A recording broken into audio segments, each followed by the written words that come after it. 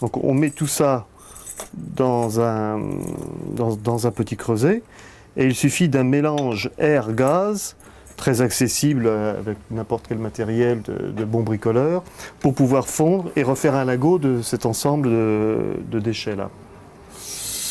Je fais perler le métal comme ça.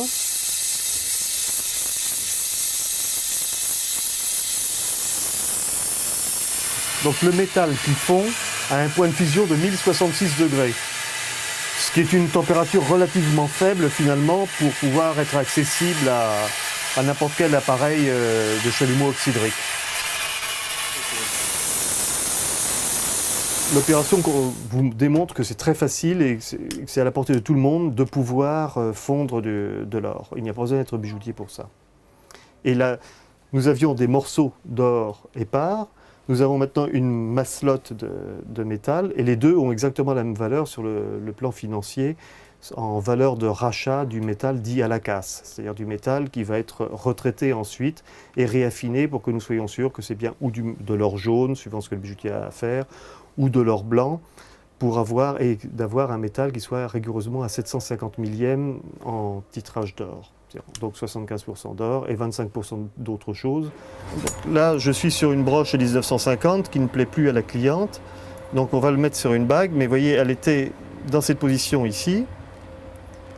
Tout autour, il y avait ce que l'on appelle des griffes qui retenaient la pierre. Et pour retirer la pierre, il suffit de quelque chose d'un petit peu pointu. Et on vient pousser la pierre, l'angle de ce que l'on appelle la griffe, avec un peu de force. Et puis, lorsque toutes les griffes ont été écartées, il suffit après d'enlever la pierre de son emplacement initial.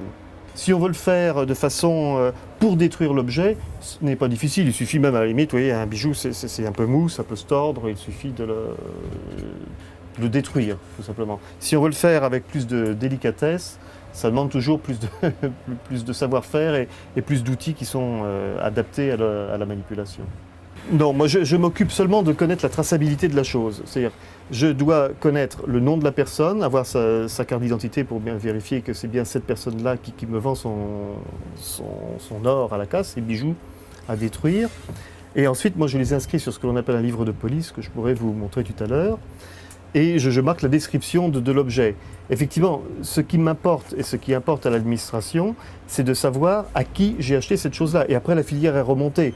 C'est difficile de suivre un bijou au-delà de la personne qui vous l'a vendu.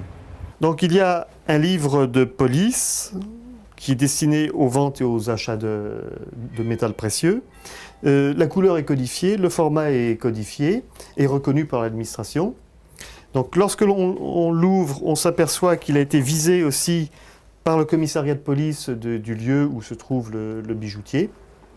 Et ensuite, eh bien, on note, page par page, client par client, le détail de tout ce que l'on achète, la date à laquelle on l'a acheté, et ensuite, j'ai la date à laquelle je l'achète et la date à laquelle je le redonne à mon apprêteur de métal pour qu'il soit refondu et alimenter le fameux compte métal dont je vous parlais, dont chaque fabricant en bijouterie a besoin.